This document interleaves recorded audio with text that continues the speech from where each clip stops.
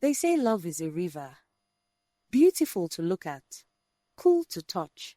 But if you're not careful, it will carry you somewhere you cannot swim back from. This is the story of Adaeze, a girl who trusted a charming stranger. And the price she almost paid for it, but almost is not the same as did. Go back with me. To the beginning, to the harvest, to the day he arrived. Umueze was not the biggest village in the land. But at harvest time, you would not know it.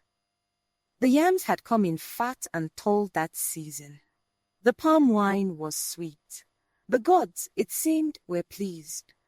And in the middle of all this joy, there was Adaeze. She was her father's pride, her mother's prayer.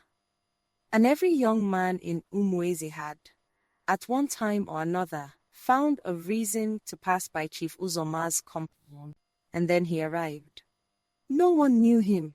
No one had sent for him. He simply appeared, like a shadow that the sun forgot to chase away. Ada, who is that one? He's fine, oh. But why does he have no people with him? Maybe he's you in no family. I am watching him, man. Adaeze told herself she was not interested. She told herself 3 more times on the walk home, and once more before she fell asleep. She was not a very convincing liar. Good morning, Ada. How do you know my name? I asked. People speak very highly of you here. Questions. He listened, and he laughed at the right moments. By the time they reached her father's compound, Adaeze had told him 4 things she had never told any man. That is how it began. The village noticed. The village talked, as villages do. That stranger, where is his people? Where is his village? A good man comes with people, Adaeze. He does not come alone. Mama, he told me he lost his family to fever when he was young. He is building himself from nothing. Is that not a good thing? When a tree has no root, Adaeze, what does the wind do to it? Adaeze hugged her mother and went inside. She should have stayed. She should have listened.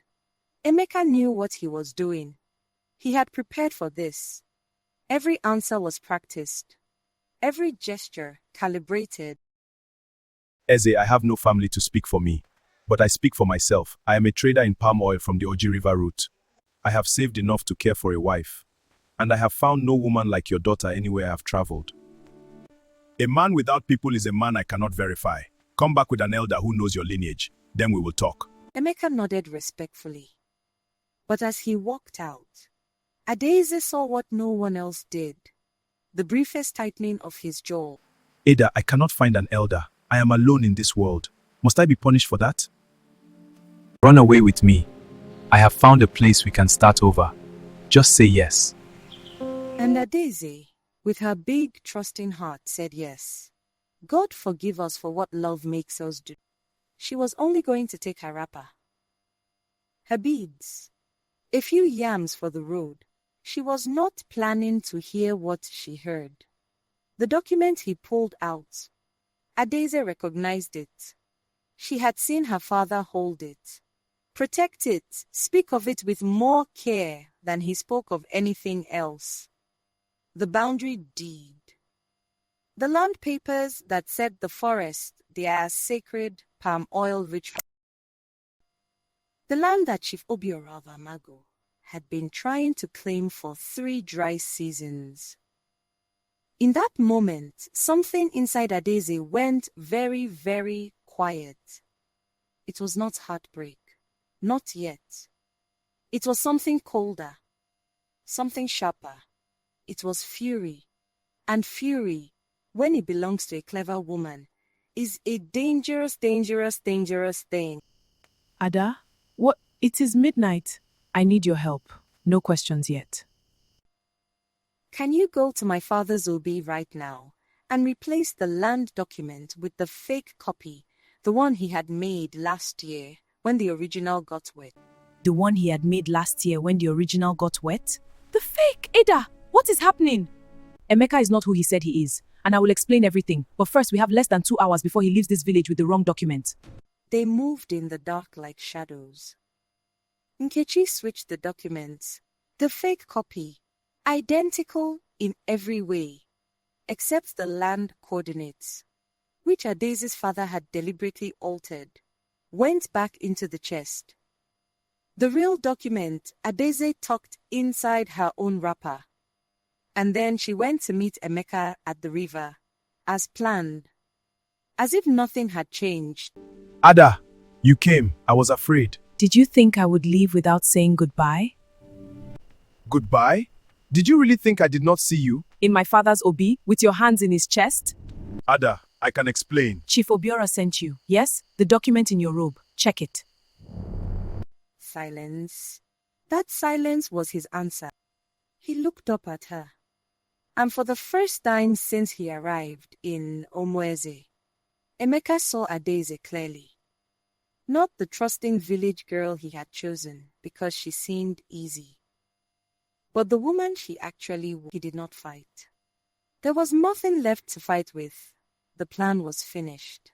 The mission failed. He turned to look at Adaeze, standing to the side. You came into my home. You used my daughter's kindness as a weapon. You served a greedy man who wants what does not belong to him. And my daughter stopped you. Emeka was handed to the neighboring village elders, sent back to Chief Obiora with a message written on palm leaf, in Adaeze's own hand. You sent a charming man to steal from us. We are sending him back. The land is ours. It has always been ours. Come with elders and proper discussion, or do not come at all. Chief Obiora, the story says, never came again. People asked Adaeze later if she was heartbroken. She said a little, because she had wanted him to be real. She had wanted the story to be a good one. But then she said something that the old women of Umueze still repeat today. When they gather by the fire, a woman who knows her own worth cannot be fooled for long. Betrayal can start the storm, but a wise woman decides how it ends. The boundary forest stood. The family land was safe. And Adaeze, she did not let him make her hard. She did not close her heart. She let him make her wiser. Because that is the difference, my people, between a girl who was hurt and a woman who learned.